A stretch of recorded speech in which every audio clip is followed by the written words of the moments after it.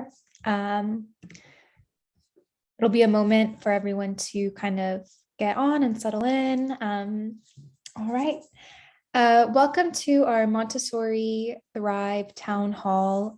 We host these weekly. I see some familiar faces and some new faces. So I just want to do a little brief introduction and some housekeeping before we get started. So I'm Camilla. I'm the community manager of Montessori Thrive. And I kind of organize these weekly as a space for Montessori leaders to come together and discuss important leadership topics. We like to do these around whatever our attendees request. And this has been a topic of conversation in the past, but I think we want to shed some new lights on it. A lot of social platforms have changed and new ones have grown in popularity. So we thought it would be a great time to refresh to kind of bring this topic up again. So as you'll notice, when you come into the meeting, you'll be muted. But if at any point you want to ask a question, you can unmute yourself and ask a question, or you can drop something in the chat. We will be taking some pauses throughout the meeting to kind of ask questions and chat.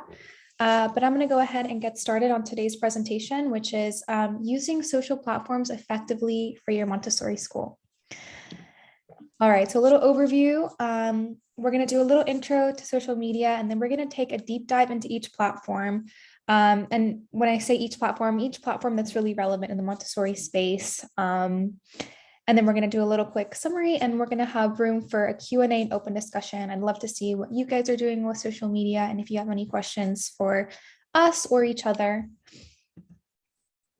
All right. So social media marketing is a powerful way for your Montessori school to reach prospective parents and build a sense of community. People can discover, learn about, and follow your school on various different platforms. Great marketing on social media can bring remarkable success to your school, creating devoted community advocates and educating parents, and all platforms are free. If you're not on social media already, you most definitely should be, and you should be active on more than just one platform. So what can social media be used for? Well, each platform is unique and has its own special advantages. We're just going to kind of go over some great points as to how you can use social media in an innovative way and an effective way to market your school. So first and foremost, you can use it to reach prospective parents. It's a great way for you to show off your beautiful environments. We're so lucky to be in Montessori, where we have beautiful classrooms and so many gorgeous photo and video opportunities. It's a great platform to share worthy content, whether that is for parenting education or about Montessori. There's a lot of ways that you can create content that is interesting and very engaging. You can use social media to connect with your community, whether that's prospective parents, or even alumni, and even alumni who have already graduated from your school, but you still want to keep in touch with. You can use social media to educate families on Montessori, market your school, to become a thought leader, to raise Montessori awareness, and to recruit future Montessori guides as well. I'm going to expand on these and how you can do some of these on each platform later on, but I just kind of wanted to summarize it there for you. So let's take a deep dive. Today, we're going to be looking specifically at Instagram, Facebook, TikTok, Twitter, LinkedIn, and YouTube. I really feel that these are the platforms that you should be focusing on. Really, your top two are going to be Instagram and Facebook. LinkedIn is a great space to look at if you need to kind of connect with Montessori leaders, as well as find staff for your school. And all the other ones, if you have the time and energy for it, are great. They're a great space for keeping in touch with parents and just raising Montessori awareness in general. So let's go ahead and take a deep dive into each one. So first off is Instagram. Instagram is a really powerful social media platform when used properly. There are over 30 million Instagram users. I'm assuming that most of you have Instagram profiles yourself, or at least one for your school. And Instagram is always developing new features. It's important to kind of stay up to date they will add in new features, usually trying to imitate other social media platforms, but it's great to stay in touch and updated. And it's an opportunity for you to kind of share beautiful content. I wanted to sum up kind of the key points as to what you really need to know about Instagram. So first and foremost, Instagram is a visual platform. It's mostly for photography and videos. The captions are not the focal point here. It's mostly about creating kind of a visual stamp online. When you're on Instagram, you really want to think like you're a curator. Your images should be visually pleasing, they should be appropriate and relevant, and all of your content should always be purposeful. Engagement is important on this platform. Even though captions are not the focal point of Instagram, make sure to caption strategically. Use hashtags. That's kind of going to be your way to get exposed to new audiences. So you want to make sure to be using hashtags accurately. I'll expand on that later, but definitely create a hashtag for your school, whether that's hashtag your school name, or maybe you have kind of an abbreviation for your school. And also use location, whether that's your city or you want to put your actual school location. It's important to have that information as well. That way people can find you and see where you're located. It just helps you reach the right audiences. You want to post frequently and consistently. Kind of find where you're comfortable, whether that's once a week or once a day. A content calendar is really helpful. For those of you who are Thrive members, we have an Excel spreadsheet that helps you plan out content. So that way you don't have to think about what you're going to post every day. You can kind of just sit down for an hour and have the whole week planned out. And you can also utilize all of the Instagram tools. There are a lot of great new features on Instagram that'll make you look like you have a more complete profile. But ultimately, Instagram is going to be a visual journey into your school. So let's talk about your profile. So I used our Instagram as an example here, but what I want to point out is that you really want to have your school logo as your profile picture. Some schools, they'll post their school building as their profile picture, or they might like post a picture of their classrooms. But ultimately, what you want to do here is you want to use your school logo. And you want to make sure it's a detailed image, it's not blurry.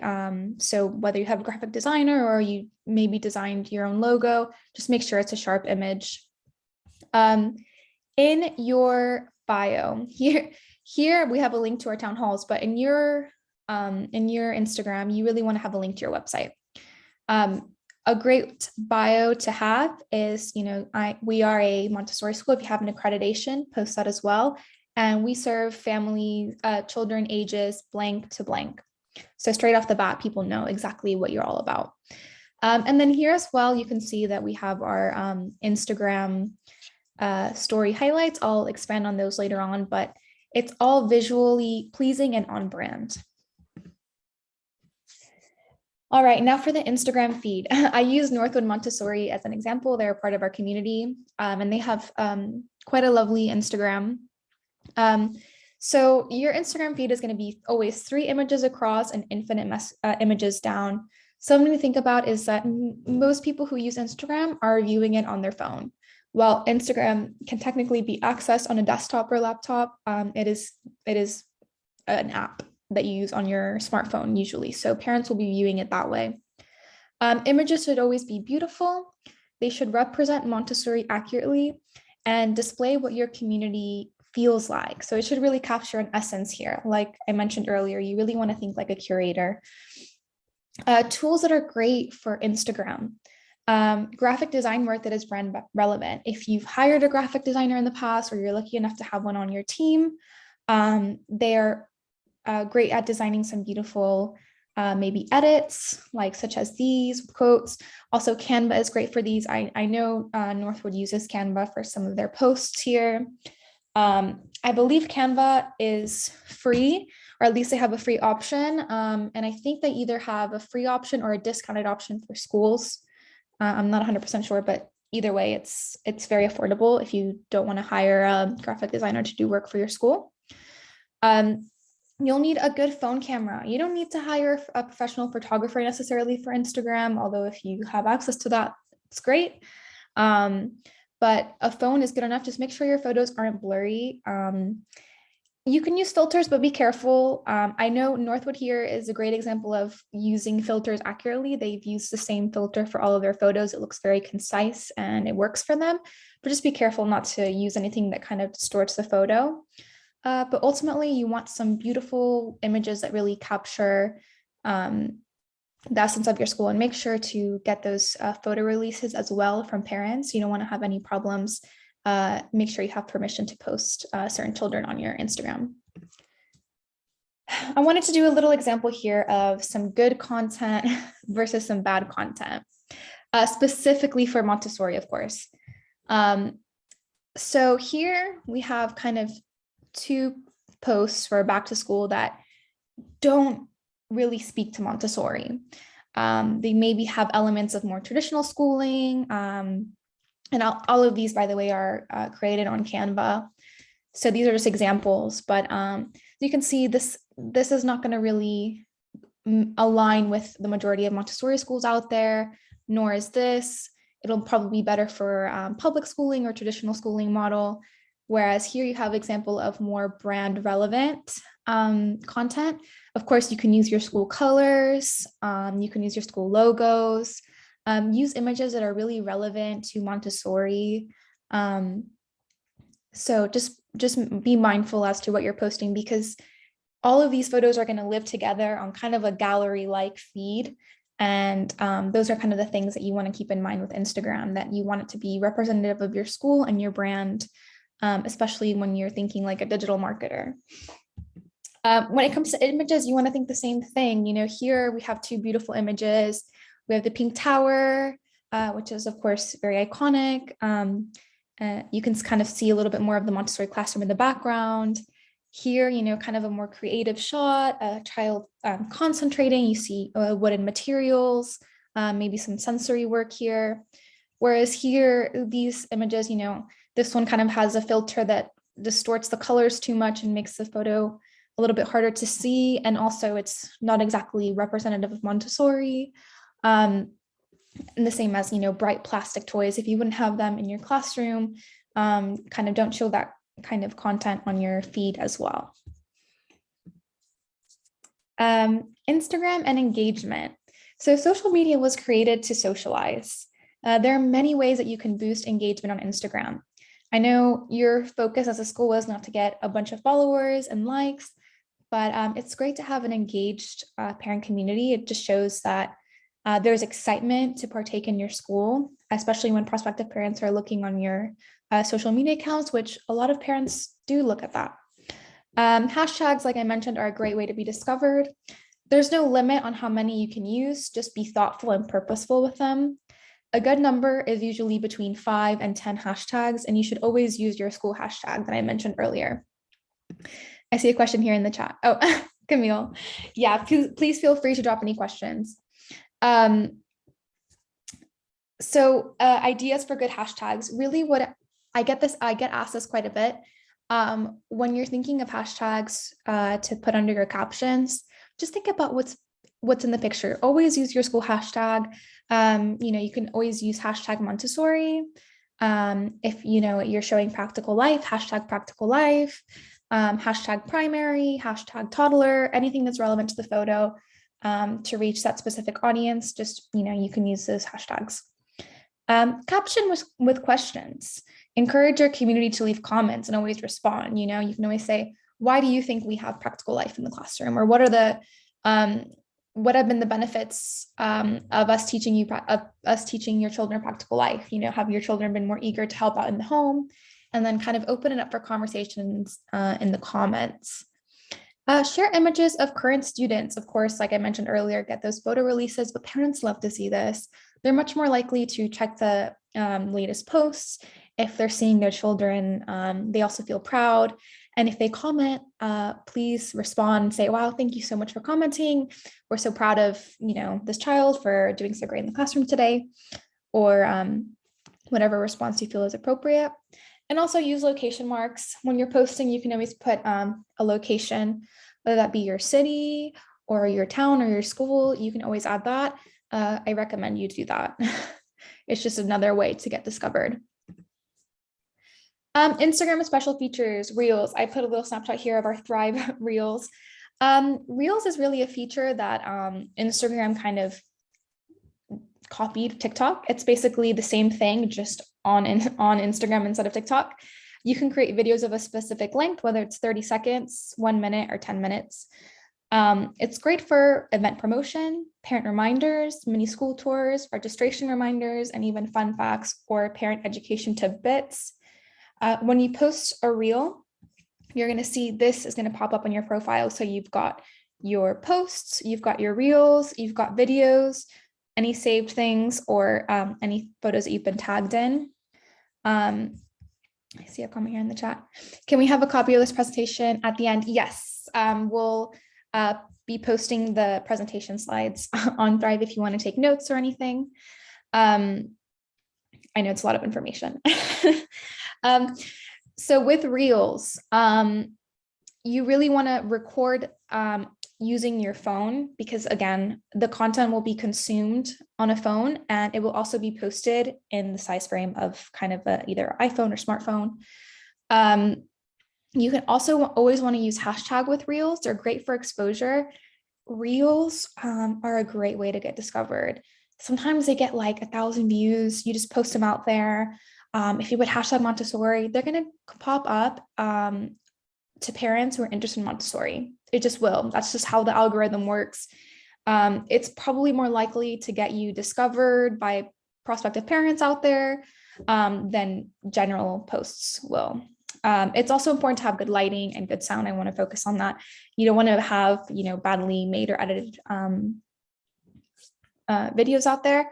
Also, Canva has a feature that you can use to create graphics and edit reels. So if you don't have a graphic designer, you're not great at editing, Canva is very easy to use, and you can use like music from Canva. You can use words, graphics, and you don't even have to record a person if you don't want to. I see some questions here. Can you have more than one profile manager like on Facebook? Yes, Camille already answered that question. Yes, you can have a few different accounts managing your Instagram. Actually, Facebook and Instagram are owned by the same company, and they pretty much work interchangeably. So if you, just like on Facebook, you could have more than one person running and posting on your Instagram. All right, so that's Reels. It's pretty much TikTok, but on Instagram, and I'll expand more on how to create, fun TikToks. Does Nina Marketing have good sample photography release document? I do believe we have a copy of a photo release in our collection in our Thrive. So if you need that, if you're looking for wording on that, we do have it. I'll send it to you, Emily, because I know you're a member. I can email it to you after the meeting. All right, Instagram story highlights. So you saw these on the top of my profile. For those of you who know how to use Instagram stories, basically, they're like these 24-hour kind of exciting news opportunities to post on your Instagram account. After 24 hours, of course, those posts disappear, but you can keep them on your account for longer. And they're actually great for certain purposes. So on our on our Montessori Thrive one, we have one every time we post a blog, I post a story about it, or when we have updates on our town halls or a parenting series or resources, I always post it as a story. And then so that it stays on my account for longer, I add it to my story highlights. You can create these beautiful branded story highlight covers on Canva. Of course, you can, make sure the colors match with your branding. You can put little icons that make sense for Montessori. You could even put pictures if you want, but it's just a great way to kind of add good content. You can have a special story highlight for parenting tips. You can have one for job openings.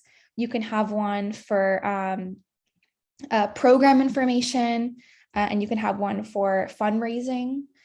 So it's a great way to kind of have a tab of all of your most important topics on the top of your profile. And like I said, these are really easy to create on Canva, and it's free. Are there any questions about Instagram? I'm going to pause here for a second before I move on to Facebook.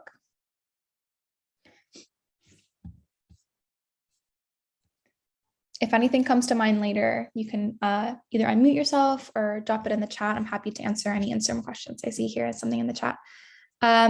What do you think about the guide tool? I'm not familiar with the guide tool. Can you elaborate on that, Alyssa? How do you create the story highlights? It's a bit tricky to show on a computer, but basically whenever you're on your Instagram feed, you're just going to swipe left to post a story. And once the story is up, you can actually go to your profile and let me see if I can, there's a way to, I don't think there's a way to show it on, I don't think there's a way to show stories on desktop, but basically you want, let me see if I can show on my phone, on my phone on this, on the Thrive Instagram account. All right, so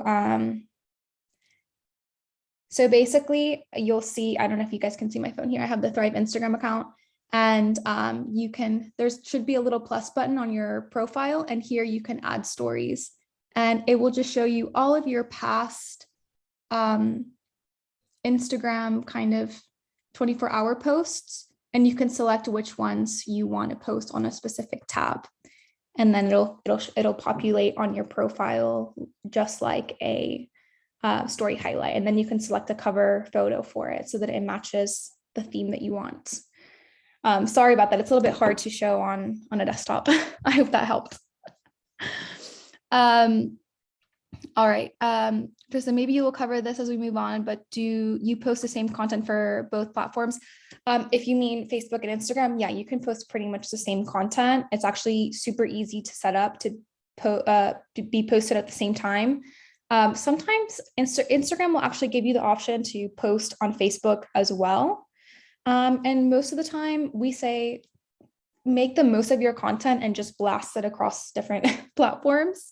The only one that's a little bit different is usually TikTok, because that's just video, and of course YouTube as well. But for LinkedIn, for Facebook, for Instagram, you can post the same content. And even for Twitter, you just might have to lessen the word count on Twitter. But feel free to make the most of your content. Any other questions here? I see. Alyssa, there's a feature on Instagram that's called Guide, and it's basically a collection of your posts with the same theme. I'm not familiar with it either. I've always wondered if it's useful or not. I've never heard of this feature. I'll have to do some research on it because I've not heard of it, Alyssa, but called the Guide, basically collection for your post for the same theme. Yeah, I've never heard of Guide before, but I'm not sure. Let me see if I can. Yeah, no, I've never seen the Guide feature before, but what is it like? If it's to categorize posts, maybe that's useful if you have certain parenting and information that might be relevant just for parents, and you want to separate that from things that are relevant to prospective parents. But I say simplifying it is probably the best. Sorry, I don't have any more to elaborate on it, but maybe I can present on that in a future meeting. This is what I mean about how Instagram is always coming up with new features. I'll have to refamiliarize myself with that. All right. Any last questions about Instagram before we move on to Facebook? Okay, it's actually pretty new. Okay, great. Maybe I haven't seen it enough yet to say anything, but if I find anything out about it, I'll post it in our leadership group. It'd be great to kind of get some updates on it. All right, I'm going to move on to Facebook now. Facebook is not as visually reliant as Instagram. This is the space where you really can focus more on written content, and you can kind of share things that are maybe a little bit more lengthy. You can also experiment with more videos, and it has more users than Instagram as well. And it kind of has a different type of user as well. Usually Instagram is just people going through their phone quickly to look at pictures. Facebook is people who are looking maybe more to look at articles, to learn, to connect, to build community. So it's a great place for that. Unlike Instagram, You can actually share web links on Facebook. That's not a feature you can do on Instagram. Like if you want to put a link to a blog in your caption on Instagram, people won't be able to click on it. But on Facebook, they will. So it's a great platform to redirect people to your website, which is what I really want to elaborate on here. And there's a lot of great tools that you can use for digital marketing, such as running ads as well. When you run ads on Facebook, you can also run them on Instagram. Like I said earlier, these are interconnected platforms. What you really need to know about Facebook is, like I said before, this is a place where you can share more in-depth information, whether it's a blog, you can kind of really stretch out the captions much more. You can establish and monitor groups for parents, staff, and alumni, so there can be more people involved in supporting your school. You should have a business profile on Facebook, so that way people can find your phone number, your website, about you, things like that. You should also post frequently and consistently, just the same as Instagram. You can post the same exact content as well. If that makes your life easier, there's nothing wrong with that. You can definitely do that. It's just a great place to build community and to storytell about your school. So your Facebook profile. I see a question here in the chat. Will you talk more about a content calendar, Denise? Actually, we have a copy of our content calendar on Montessori Thrive. Basically, a content calendar is an Excel spreadsheet where you plan out what you're going to post every day of the week ahead of time. So usually I have a space for the image or the video that's going to be posted, and I have another Excel little cell for the caption and the hashtags. And then every day what I do is I'll just go in there, I'll copy and paste it and post it on Facebook and Instagram. That way I'm not trying to find the time every day to post. Rather, I just plan out all the content at once. It's a little bit easier to tackle. It also kind of keeps you on top of posting regularly. And like I said, we have a copy of that on Thrive. And if you're not on Thrive, it's pretty easy to find templates online as well to help you with social media calendar planning. All right, so your business profile here. Think about your banner. Your banner can be a picture of your school. It can be a picture of your classroom. Just make sure it's a beautiful picture. And again, your profile picture should be a school logo, not a picture of your school here. And in your about, you want to make sure to put all this information. Again, you can build a little bit more than on your Instagram bio. You can maybe say a little bit about your school, who you serve, where you're located, and of course, directing people to your website. So these are kind of the things that you want to have on your profile. Your page. Unlike Instagram, you're going to notice that Facebook is much more text heavy. It's always been that way. Images are used to capture attention. They're not the main focal point. So we recommend posting with images and videos on Facebook just because that's what's going to capture people's attentions when they're going through their feed, and then get them to actually read what you want to say. And again, the really great thing about Facebook is it directs people directly to your website, which can lead to conversions. So the only place where you can put a link on Instagram is in your bio. Everywhere else, you pretty much cannot put a link. On Facebook, you can put a link everywhere. You can put a link under every post. So link people to your blog, lead them to your program information, lead them to schedule a tour. Just put links as often as you can on Facebook. Again, on Instagram, your aim is to present your school visually and create a presence. On Facebook, your aim is really to connect and bring people to your website where you can. So it's a little bit different goals here. It's important to understand those things. Again, tools that can help you create content for your page here. Your website is actually going to be your biggest tool when it comes to creating Facebook content. It's not going to be your iPhone camera necessarily. It's going to be your website because you can link people to your blog. You can just kind of copy any parenting resources that you have. You can invite them to schedule a tour. You can announce open houses and fundraisers, and direct them directly to your website for that. Canva, again, or a good graphic designer is going to be a great tool for you here. You can also size images on Canva, whether you're posting them on Facebook or Instagram. There's actually a sizer. When you click on templates, you can put Facebook or Instagram post. Makes life a lot easier for posting. Creating video content is great as well. For Facebook, you can record on an iPhone. You can also record horizontally, whereas in Instagram, I would not say to do that. You always want to record vertically when you're posting on Instagram. An iPhone or just a smartphone is great. And focus on your captions and hashtags. Again, just kind of think like you're talking to an audience in a sense. You have kind of a call to action in your posts. If you're trying to get people to do something, don't bury the lead. Think like quick. People are really exposed to so much content in one day nowadays.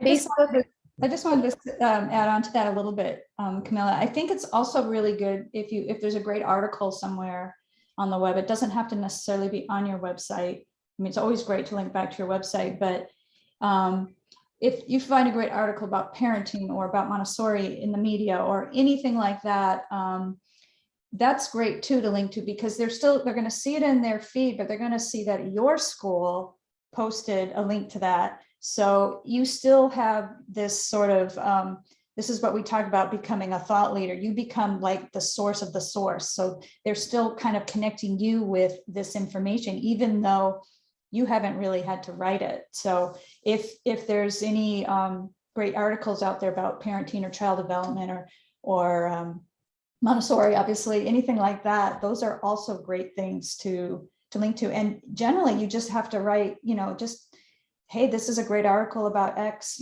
check this out, boom, there, and link to it. And that's a really easy way to, if you think about, oh, what am I going to post about on Facebook? Just that's really easy to do, and to kind of just keep your school in their feed. That's definitely. It definitely saves you time as well. And there's a lot of great articles out there. Every now and then the New Yorker will come out with something about Montessori. Forbes came out with something about Montessori earlier this year. It's great to be tuned into other media sources. And also, if you keep up with any Montessori podcasts and you listen to one that's really relevant and maybe helpful to your parent community, you can just share a link to that in your Facebook as well. So it saves you from having to always be the one creating content. That's a great point, Camille. All right, I want to talk about Facebook ads a little bit as well, and just kind of how to do them. Here's an example from Bergamo Montessori School. They do some great Facebook ads. Facebook and Instagram, like I said, are interconnected. So they're run by the same company, which I think is now called Meta. Here are just some do's and don'ts when it comes to Facebook ads. Just want to make it really simple. Do have great images, good ad copy, and a clear call to action. This is so important. If you're going to pay for an ad, make sure it has a clear call to action. Keep it short, keep it sweet. I wanted to give this example so that you kind of get an idea as to the copywriting in a Facebook ad, and how that should look. Analyze your ad performance and make sure you're getting a return on your investment. Like if you're pouring in hundreds of dollars on Facebook ads a month, and you're not seeing any conversions, you're not seeing a spike in tuition, enrollment rates or anything like that, it's just not worth it. And maybe you need to kind of tweak things or reassess your strategy. Target your ads accordingly and continue to tweak. Also, Facebook is always changing. Privacy rules are always changing, so it's important to stay on top of it. It is a full-time thing to run digital ads. Don't boost your posts, because I know that there's an option whenever you post on Facebook that you can pay to boost your post. It's really not that beneficial. If you want to be paying to post, to run ads, you should be doing it through Facebook Ad Manager. You should not be boosting. Most of the time, you're going to be throwing away your money.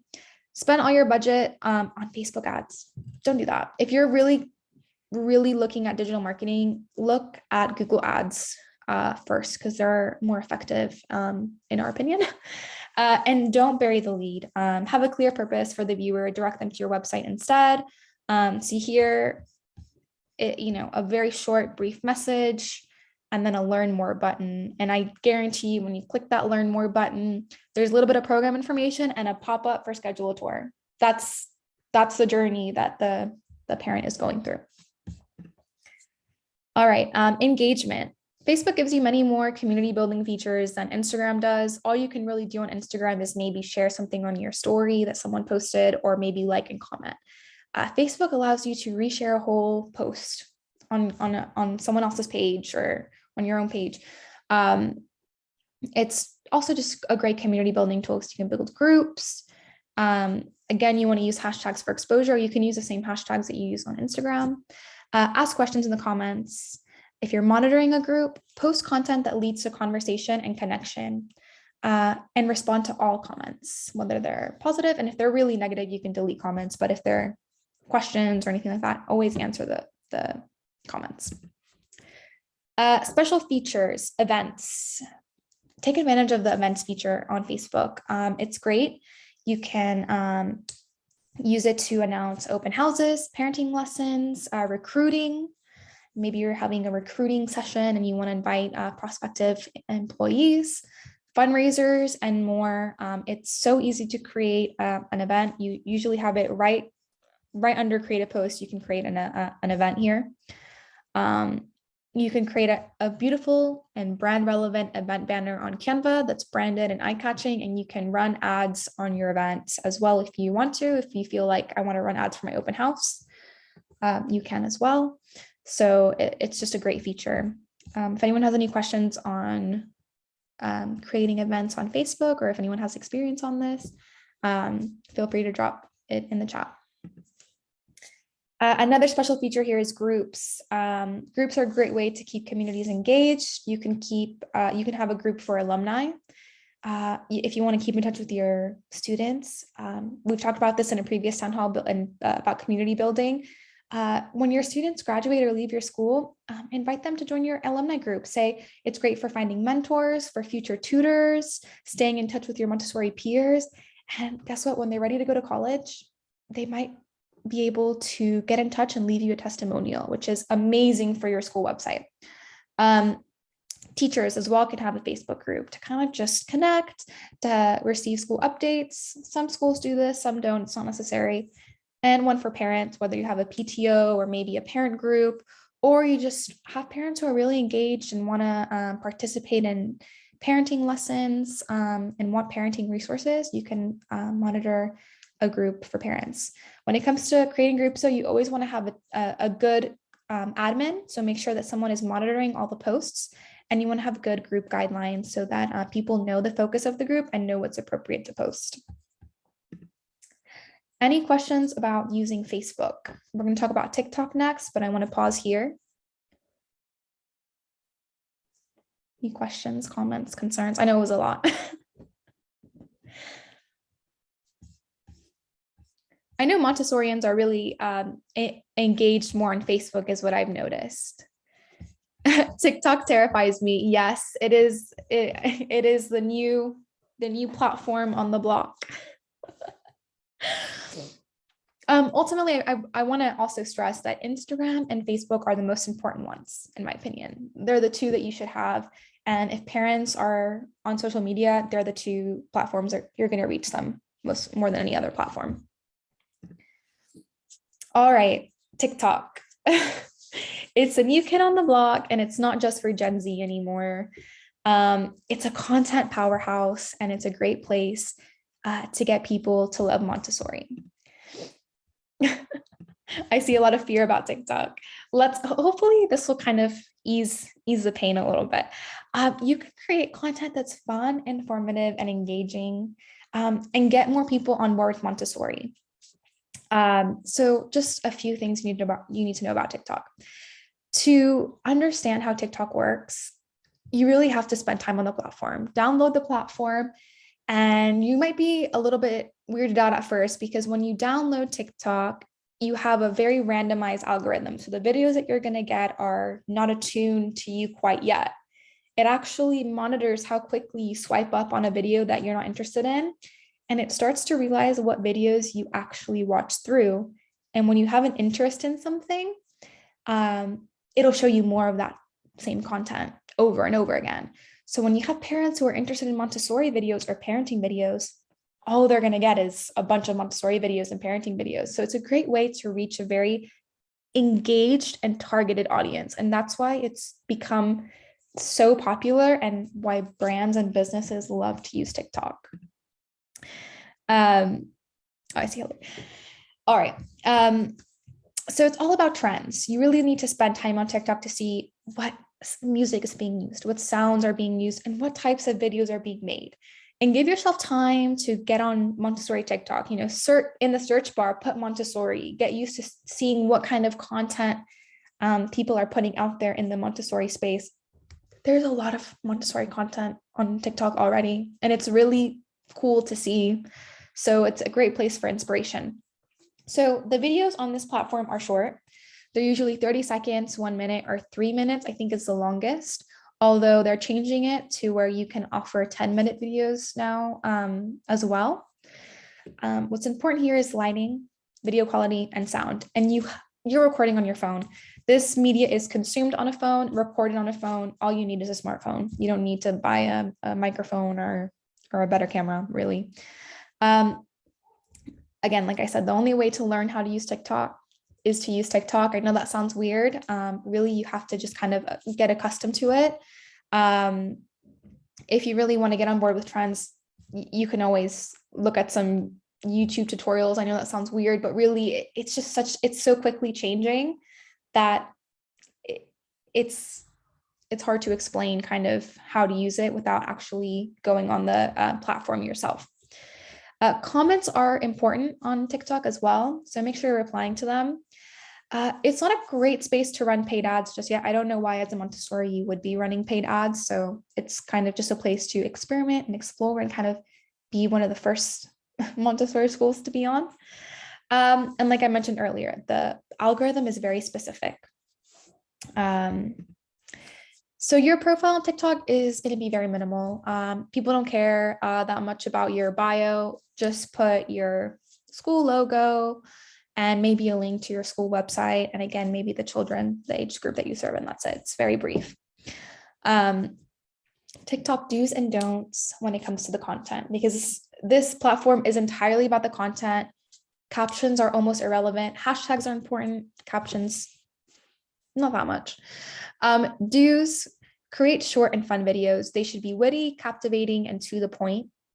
Use it as a space to debunk myths about Montessori. It is so easy to make a 30-second video being like, oh, a common misconception about Montessori is that, people think that we hate fantasy. Well, let me elaborate on that. And you give a 30-second explanation about, we don't hate fantasy. It's that reality is more important. And you can kind of build on that. You can give short classroom and material tours, maybe do like a short 1-minute video on, why the pink tower is in the classroom. What is it for? What does it teach the children? What concepts is it for? Or you could just do this is our practical life corner. And this is how it, serves a child. It serves their first lane of development. It does this. And it's short, quick, and it takes about a minute or two to record. It's very easy, quick content to make. Follow fun and appropriate trends. Now, this is a part where I comment on it here in the list. If you have adolescent students or an intern or an assistant who really is maybe more in touch with, using TikTok on the day-to-day, or, they're using the platform, get them to do your content for you. They're going to be the ones who know what songs are being used. They're going to be the ones who understand, what are the trends. It could be a great project for your adolescents. If you have a school newspaper or something like that, have them do a TikTok every week about Montessori and what they're learning in class or what they love about Montessori. And that could be a great kind of way for them to use media in a way that is also promoting Montessori awareness, and it's for school purposes. Create content directly on your phone, like I said earlier, and use it to inform parents about Montessori. what you want to avoid on TikTok is to create content that's just monotonous. It's just repetitive. It's just someone sitting down and talking over and over. It's a space for music, trends, and fun. And obviously don't have any bad video or sound quality. Here are just some, obviously I can't play the videos, but just like some themes here that I love. So 3 tips to start Montessori at home. They go into detail. It's literally a 30-second video. All they do is film their environment. They just literally just stood there and filmed their playroom, and they put in text 3 easy tips. Done. That's a TikTok. It probably took them 5 minutes to make, and it has 800 likes. And it's probably so easy. Another one, did you know there's a purpose for using wooden toys? Again, you're just informing people, this is why we do what we do. This is why the classroom is set up with the materials that it has.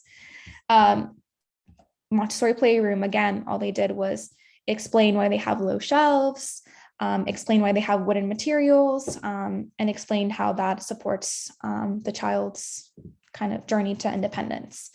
And you can see here, it's super engaging. It's much more engaging than any other platform, honestly. They have so many comments. People can share this with people. This is the share button. And they can, of course, like it. And people are excited to ask questions, to make comments. And it's a great platform to ultimately raise Montessori awareness. So even if you're not reaching your maybe local parent audience, you're just getting more content out there about Montessori, which is going to help all of Montessori everywhere.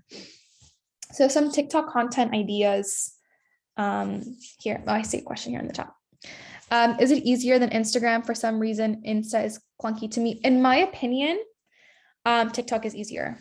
It's much simpler in the sense of you can only do one thing on it, and it's post videos. Instagram has so many features. It's become a bit confused because it takes from different social platforms. TikTok, you just record a video, you might add some text, you put a song over it, and you post it, and it's out there. So in my opinion, it's a bit easier to make content. And also you can post TikTok content on Instagram because it's the same thing as Reels. So if you can use it for different platforms. So just some video ideas. How to set up a Montessori bedroom. That's a great video. That's short, sweet. Why I chose to become a Montessori teacher. That's a great recruiting video. I see these types of videos for tech companies all the time of, oh, how I became a Google Ads expert. And guess what? I don't see any about how I became a Montessori teacher. And that's probably why younger generations are going into tech and not into Montessori, is because they're not seeing these types of videos on TikTok. There's a lot of that kind of content, believe it or not. And young people are spending a lot of time on TikTok, young people that could be future Montessorians. Yeah, to jump in there for a second. Yeah. Matt Hillis, who you referenced his school before, the Bergamo Montessori out in Sacramento.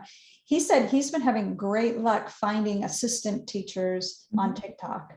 So this is usually younger people who are on TikTok. So, I mean, maybe have one of your current assistants or a teacher, just like Camilla said, just like a quick little video about how great it is to work at your school or in the Montessori classroom or whatever. And, give it a shot. And it's, you never know. I mean, it will connect you with perhaps a community of that age group that would work well for assistance. It just another avenue, because we know we're so struggling now to find staffing for our schools. So anyway.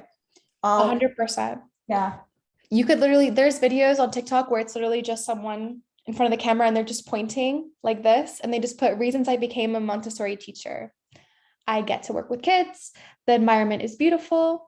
I work, I get summers off, and they point at all the benefits, and people are like, oh, wow, I want to become that. That's what a lot of industries are doing. So it's just a fun way to recruit. I see a comment here. Do you think it's okay?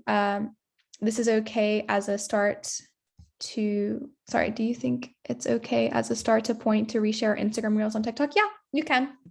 Certainly recycle it. Reels and TikTok are pretty much the same, so you can use the content across platforms.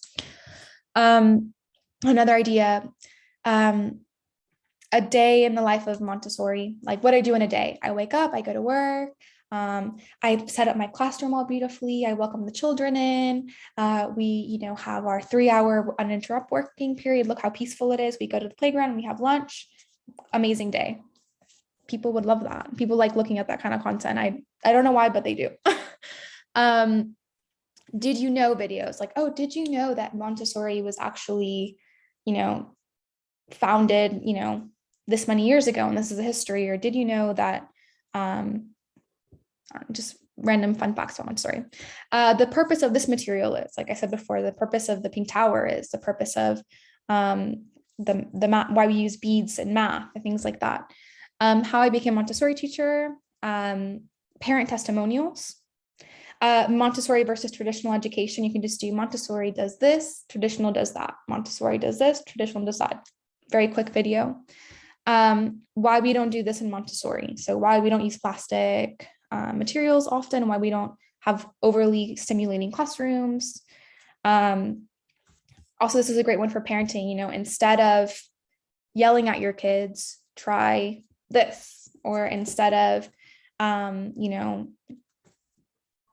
giving your kids overstimulating toys that just make noise all the time, try giving your children chores to do around the house. That's actually what they need for their development. So those are just some fun content ideas if you don't know where to get started on TikTok. Any questions about TikTok? Like I said, this is an easy platform to use. Ask people, your assistants, ask young people in your community if they're willing to help you out with TikTok. I'm sure they have personal TikToks of their own and they're willing to help create some good content for your school. And we're all going to go out and get our TikTok account set up, right? It's fun. And there's a lot of really fun videos. I recommend everyone at some point this week or this weekend, just go on TikTok and look up Montessori. There's a lot of great things out there that people are posting. And I think people are learning about Montessori through TikTok. So that's pretty cool.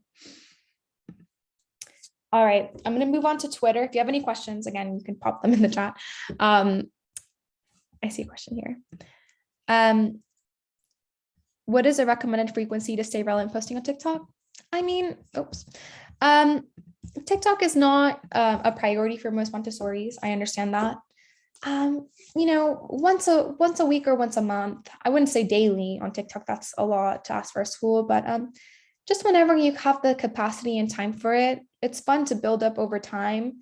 I would say just definitely get help to do it. Like get young people to, whether it's your assistants or your guides, or maybe a parent, to come up with some fun TikToks that are of things that are trending. But I wouldn't say there's a specific frequency, just post when you can on TikTok. Twitter. All right. Twitter is a great space to utilize as well. It's a great place for news and updates. A lot of people actually get their daily news on Twitter. It's just because it's easy. Most news platforms are on Twitter, and people go in the morning, they wake up, they look at what's trending on Twitter, what's in the news. So it's a great place for updates and things like that. Things you need to know about Twitter is that it has a 280 character limit, which means that tweets are short and very to the point. You can direct people from Twitter to your website. So that's another great feature, just like Facebook. You can post blogs, you can invite people to schedule a tour, you can invite them to a certain page on your website. So it's a great redirector. And you can create threads if you want to expand on something, and I'll talk more about threads momentarily. So your profile, you can have a fun header here, whether it's your school, a classroom, a material, and again, rule of thumb, you should always have your logo as your profile picture. You also have a character limit for your bio, I believe, in Twitter, so it has to be really short and sweet. Just put, AMI, AMS, or if you have an accreditation, put your accreditation school serving families of children ages blank, blank, located in blank, and directly to your school website. That should be your profile. Do's and don'ts on Twitter. Do tweet news about your school, closures, if you have a snow day or anything like that, open houses, health and safety updates, new staff welcomes, post this across all social platforms, honestly. Fundraisers, parent resources, things like that. Share all school blog and video content in a tweet as well. If you just share everywhere, just blast the blogs on all platforms. It's a great way to redirect people onto your school website. Threads are fun. A thread is basically when you tweet something, you couldn't fit everything in the 280 character limit. So then you respond and you respond again and you respond again. And when people open up the tweet, they can scroll down and read a lengthier story. A great thread would be on the importance of the kindergarten year. You can write, a lot of parents, they move to traditional schooling for the kindergarten year, but it's really important to keep your child in, open this thread and read why. And you can expand on all the bullet points as to why the third year is so important. So those kinds of features are fun to use for certain things. And also you want to be using hashtags. Again, use the same hashtags that you would on other platforms. You might have to limit your hashtags here because there's a character limit. So just if you're limited to one hashtag, just use your school hashtag because it does count as a character, unfortunately. Don't post too much. You might get muted. People have the capacity to mute certain people if they get annoyed, they're over tweeting.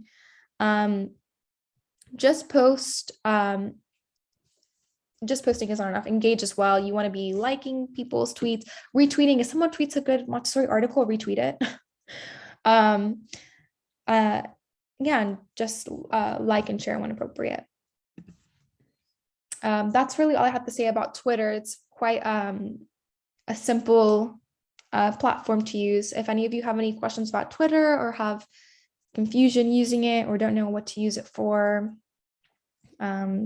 please drop a comment in the chat.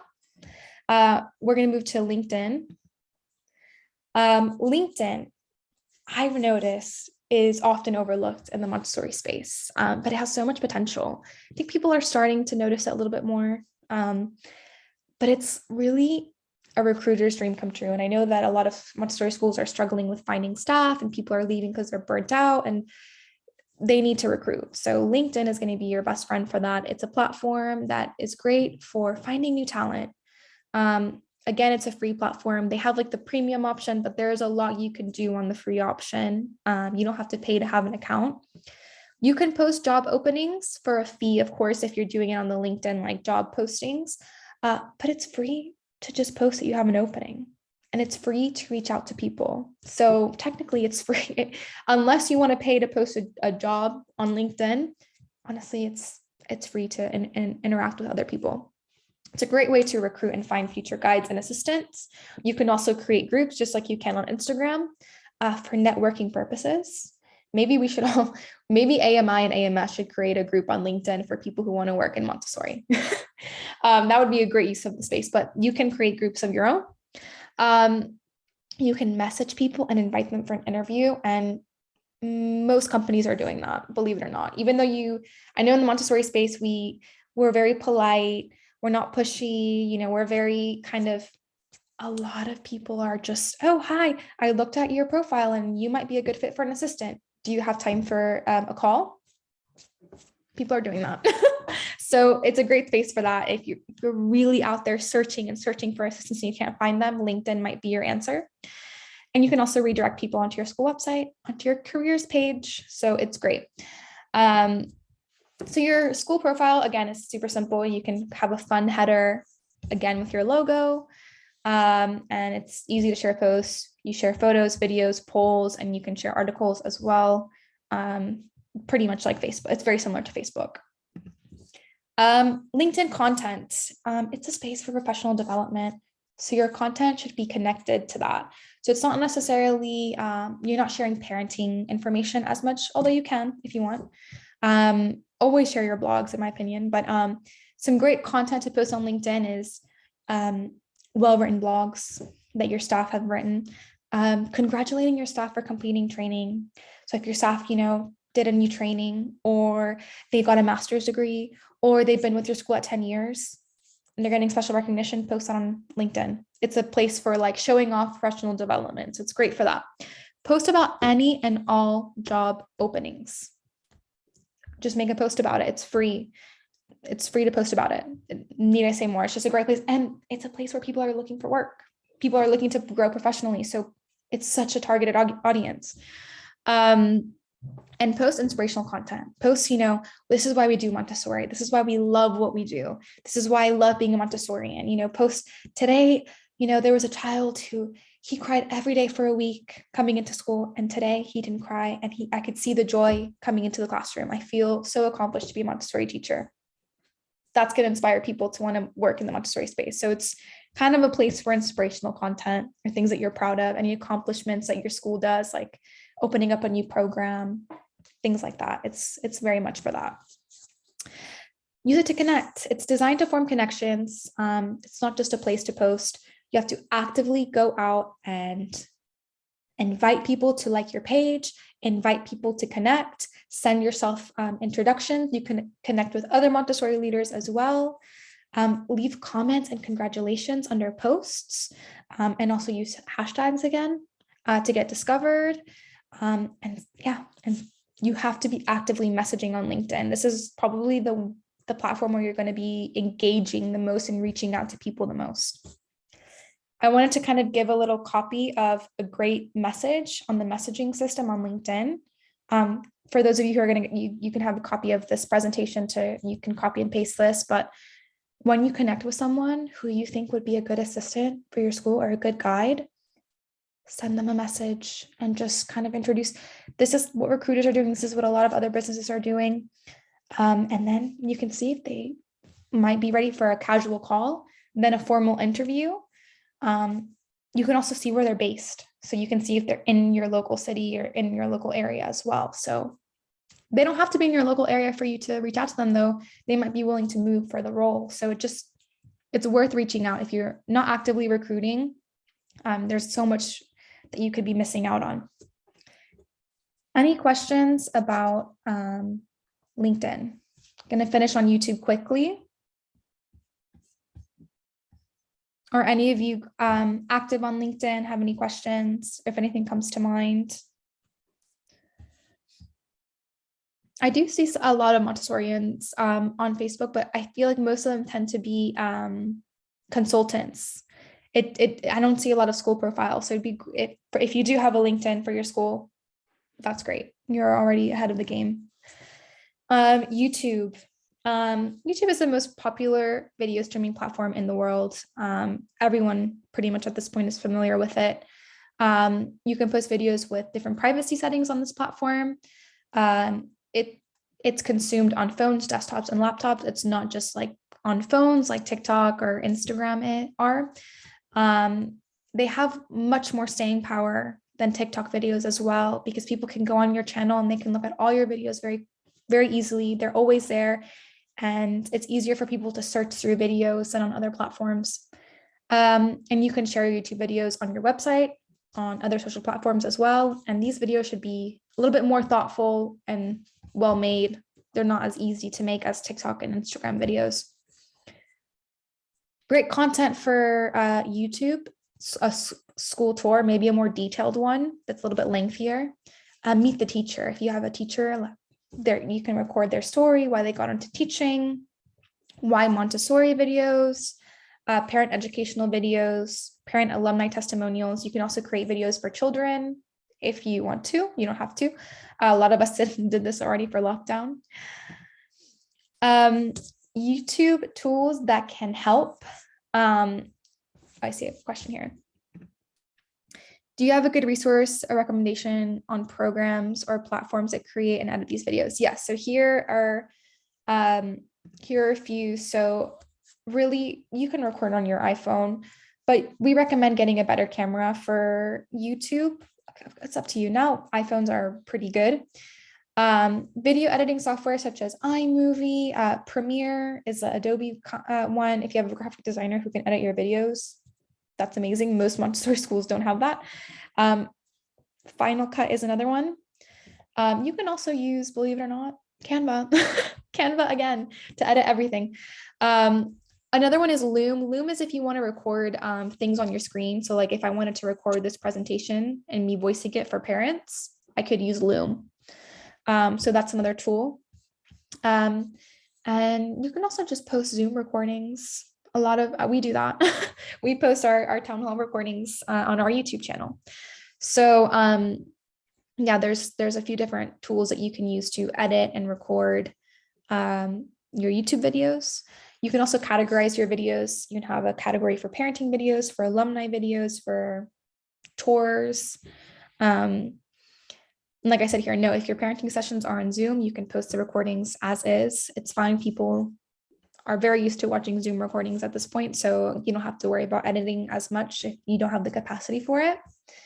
But do consider getting a mic or checking the sound and having good lighting in your videos if you're doing something a little bit more formal. All right, Jillian. All right, I realize I'm over the time. So those of you who are leaving or not leaving early, sorry about that. All right, so making the most of your content, like I said earlier, you can use your content across different platforms. Share your YouTube videos on Facebook, on your Twitter, on your website, everywhere.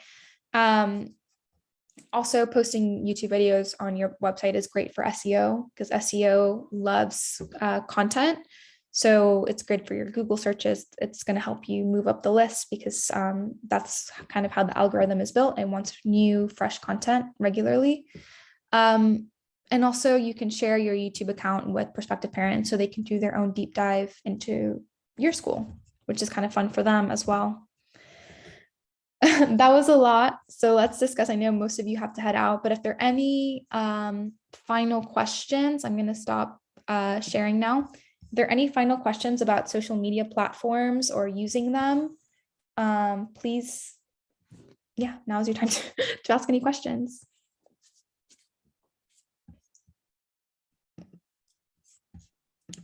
Have any of you guys used LinkedIn for your Montessori school yet? Let's see here. How do we find the time for all of this? Yeah, that's the hardest. That's the hardest bit. I would say delegate where you can. I feel like as heads of school, which you guys have to wear so many hats already. Try to find someone who kind of can help and assist with these areas, especially when it comes to the newer platforms. Look at your assistants or maybe even older students if you have older students to help out. Julie here asks, thank you, I missed the first 30 minutes of your presentation. No worries. We're going to be posting the recording on Montessori Thrive. So if you missed out, we'll also post the presentation slides. A question here from Trista. We have an account, but not yet really utilized it other than occasional job posts, but we paid for them. So good point to just post. Yeah, so I'm guessing you're talking about LinkedIn.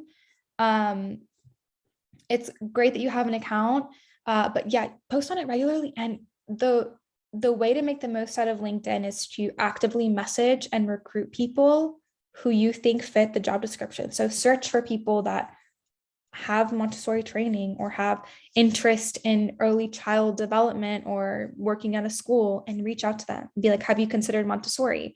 If you're offering to pay for training for new hires, message them that we're looking to fund to sponsor a trained Montessori teacher. Would you be interested in making this step in your career?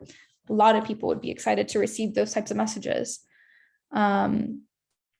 Let's see here from Wally. One would literally need a full-time person to take advantage of social media platforms. Yes, you need a community manager.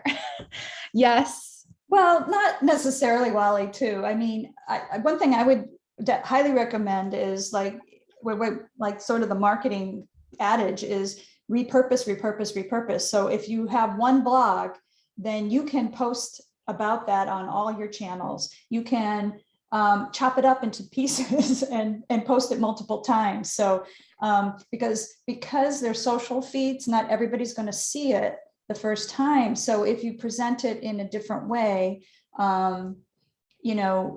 again, it's fine to do that. And it does. And I think Camilla's point too of having that sort of content calendar, it does take some time, but if you just like focus on it, 1 hour a week, and then most of the tools have a way you could just schedule it all out for the week, and like maybe just focus on one piece of content a week and just figure out how to kind of sprinkle it across your different channels. Then ideally, yeah, I mean, if you had a full-time person, you would really be able to just crush this, but we know that schools typically don't. So leverage what you have as to the full extent that you can. And then I think you'll find that you'll get a lot more engagement than you think you can.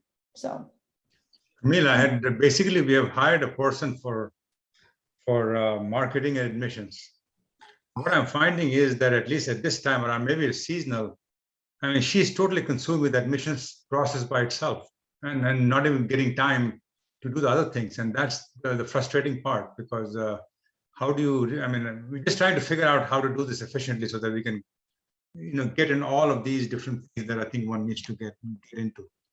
yeah, I think that's true of a lot of things. It's like when you're trying to incorporate something new into the routine, it's tough. But like once you kind of, and there's a learning curve, but once you, and you said it's a new person, so they're probably just trying to get their feet under them with admissions, which makes sense. And that is the should be the most important thing.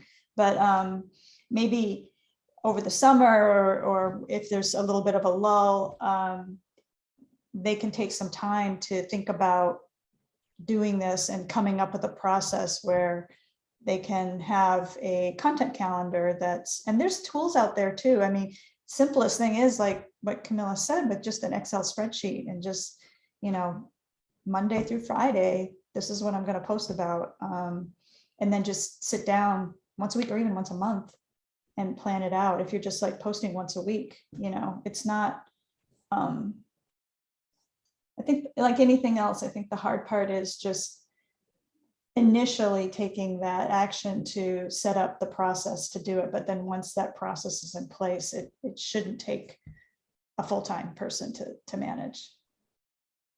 It takes time to adjust. It definitely take, like Camille said, take the time during the off season or slower seasons to build content. So then when things get really hectic, you already have the post lined up and all you have to do is copy and paste. Hopefully that makes things easier. Here from Alexia, I have found younger people have the ability to post on social media in a more efficient manner than myself. It seems more intuitive to them. I take advantage of that and assign those staff to post so I can focus on duties that are more appropriate to my age. Honestly, yeah, I think, younger generations have grown up with a lot more exposure to social media. It is more natural for them. So delegate where you can. It will make your life easier and you'll have that engagement that you need.